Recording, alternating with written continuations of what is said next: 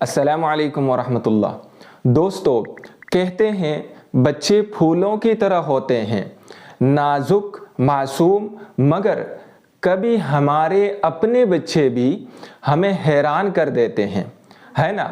کبھی کبھار ان کے تیور کانٹوں جیسے ہو جاتے ہیں، چیخنا، ضد کرنا، بدتمیزی سے بات کرنا، یہ سب ایسے لمحے ہوتے ہیں جب ہمارا صبر بھی ہم سے روٹنے لگتا ہے۔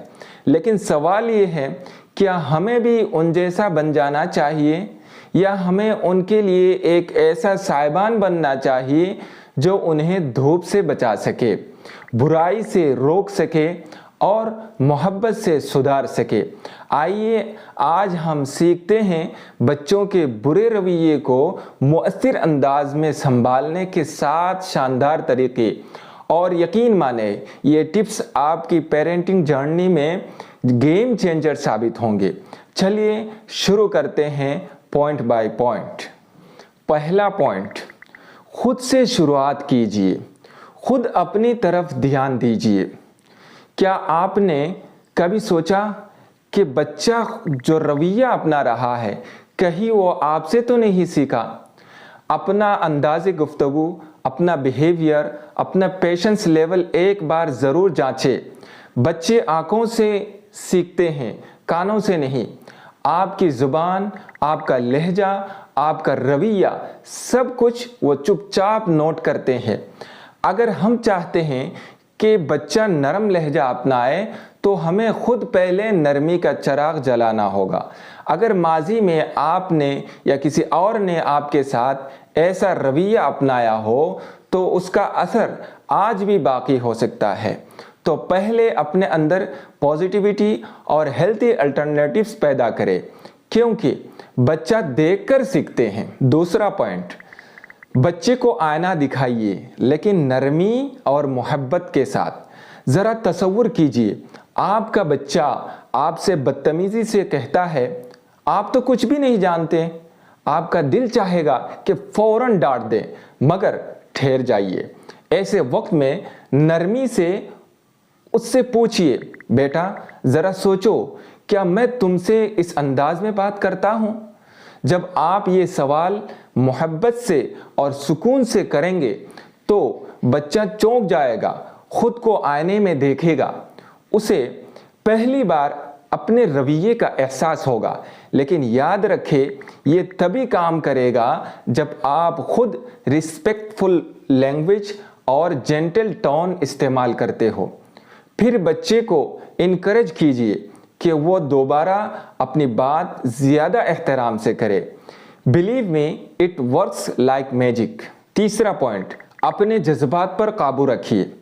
کبھی کبھی بچے کا بدتمیزی بھرا جملہ سن کر دل چاہتا ہے کہ ہم بھی چیخ پڑے، مگر دوستو اگر ہم بھی غصے میں جواب دیں تو سیکھنے والا کون ہوگا؟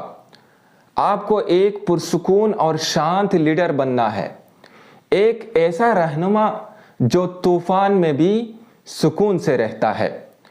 غصہ، طنز یا سپیریورٹی کا مظاہرہ سب کچھ اوائڈ کیجیے۔ چوتھا پوائنٹ، واضح حد بندی اور کلیئر لیمٹس سیٹ کیجیے۔ اگر بچہ بار بار بدتمیزی کرے، ڈس ریسپیکٹفل ٹون میں بات کرے تو محبت سے لیکن مضبوطی کے ساتھ کہیے، ہم اس پر بعد میں بات کریں گے۔ جب تم خاموشی اور ادب سے گفتگو کرنے کے لیے تیار ہوگے، اور پھر فوراً ڈسٹینس اختیار کرے اور کچھ دیر کے لیے خاموشی اختیار کیجیے، کیونکہ بعض اوقات خاموشی چیخ سے زیادہ زوردار ہوتی ہے۔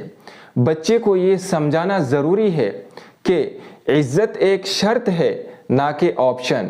پانچواں پوائنٹ، بچوں کو غصہ نکالنے کا محفوظ راستہ دیجیے۔ جب بچے کے اندر غصہ ہو تو فوراً دبانے کی کوشش نہ کرے۔ بچوں کو بھی ایموشنل سپیس چاہیے ہوتا ہے۔ انہیں اجازت دے کہ وہ اپنے جذبات کا اظہار کرے، لیکن سیف طریقے سے۔ انہیں موقع دے کہ وہ اپنے اینگر یا فرسٹریشن کو سیف طریقے سے ایکسپریس کرے۔ کہیے، تم غصہ ہو، یہ ٹھیک ہے، आओ बैठ कर बात करते हैं, लेकिन चीख कर या बदतमीजी से नहीं बल्कि शांत होकर ही बातचीत होगी। उससे बच्चे को ये एहसास होगा कि उसकी फीलिंग्स की इज्जत हो रही है और बदतमीजी की इजाज़त नहीं। छठा पॉइंट, अपनी तकलीफ को हथियार ना बनाए। अगर आपने कहा तुमने मेरा दिल तोड़ दिया, तुम्हारी चीखने की वजह से मुझे बहुत तकलीफ हो रही है, तो हो सकता है बच्चा उसे एक विनिंग स्ट्रेटजी समझने लगे। बच्चे उससे गिल्ट महसूस करने के बजाय कभी कभार खुश हो जाते हैं कि उन्होंने तवज्जो हासिल कर ली, बजाय उसके कि आप अपने दर्द को बच्चे के लिए हथियार बनाए। बच्चे को सिर्फ ये सिखाएं कि अच्छा रवैया किस तरह बेहतर गुफ्तगू का रास्ता खोलता है। इसलिए अपना फोकस रखें बच्चे के बिहेवियर पर, ना कि अपने पर्सनल फीलिंग्स पर। आप कहिए मैं चाहता हूँ हम ज़्यादा मुहज़्ज़ब अंदाज में बात करें ताकि बात बेहतर तरीके से आगे बढ़े। आप कहिए मुझे तुमसे तहजीब से बात करने की खुशी होगी जब तुम तैयार होगे। सातवां पॉइंट, हल और सॉल्यूशंस पर फोकस रखिए, इल्ज़ाम पर नहीं। कभी कभी मसला इतना उलझ जाता है कि हमें लगता है हम हार गए। ऐसी सूरत हाल में सिर्फ शिकायत ना करें, हल तलाश करें। अगर महसूस हो कि मामला हाथ से निकल रहा है तो मदद लेने में हिचकिचाए नहीं, चाहे वो फैमिली मेंबर हो, कोई दोस्त या किसी माहिर की मदद हो। हल तलाश करें और अपने बच्चे के साथ मिलकर एक नया सफ़र शुरू करें। दोस्तों, बच्चे गलती करते हैं क्योंकि वो सीखने के सफ़र पर है और हमें चाहिए कि हम उनके लिए चिराग बने, राह के कांटे नहीं। मोहब्बत, हिकमत और सब्र, यही वो तोहफे हैं जो हम अपने बच्चों को दे सकते हैं और यही वो वरसा है जो नस्लों तक खुशबू बिखेरेगा।